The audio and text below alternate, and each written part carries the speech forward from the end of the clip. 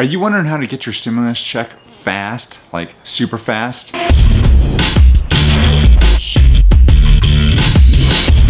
Hi, my name is Jim Hart. I'm the founding attorney here at Hawthorn Law, where we help online businesses get their legal house in order so you can focus on what you do best, and that is building a business that truly matters in the world. Today we're talking about the stimulus checks and how to get your checks as soon as you possibly can. Now, I'm doing this video quick and dirty with very little editing, so please excuse that, but I want to get this information out to you because it's changing on almost a daily basis.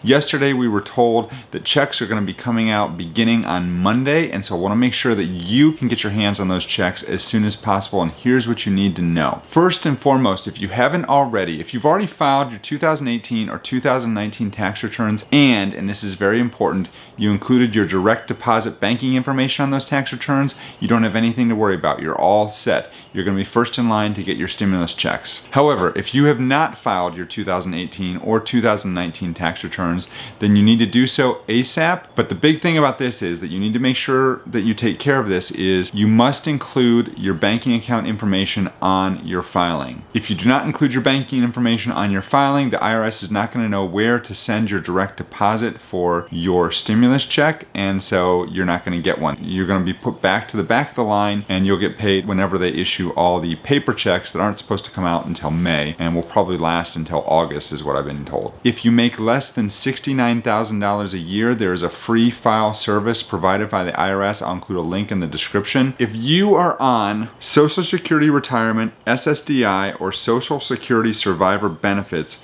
you're automatically going to receive your check. However, and there is a big caveat here, you may want to file a tax return anyway. And the reason I say that is because the IRS is going to have to comb through, well, number one, SSI, Supplemental Security Income beneficiaries, are not going to get paid until at least the second round of payments.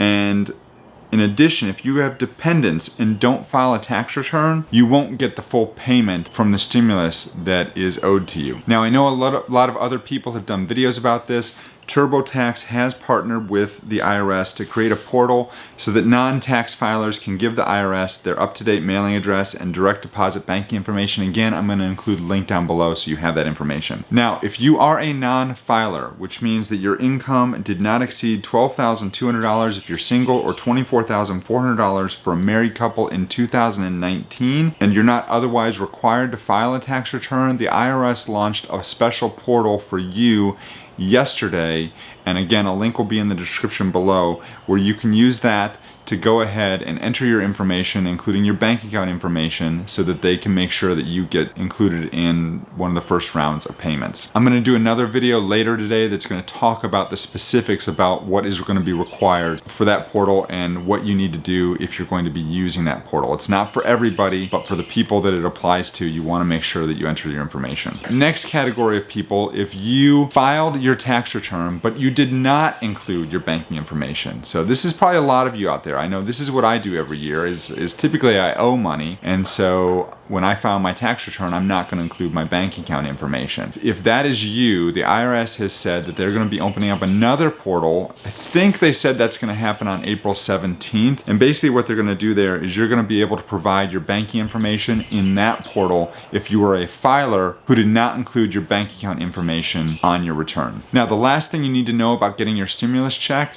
once the IRS sends you your stimulus money, they're supposed to, I don't know if this is going to happen or not, nobody knows if this is going to happen yet or not, but they're supposed to send you a letter to confirm the amount of the payment they made to you within 15 days of making that payment.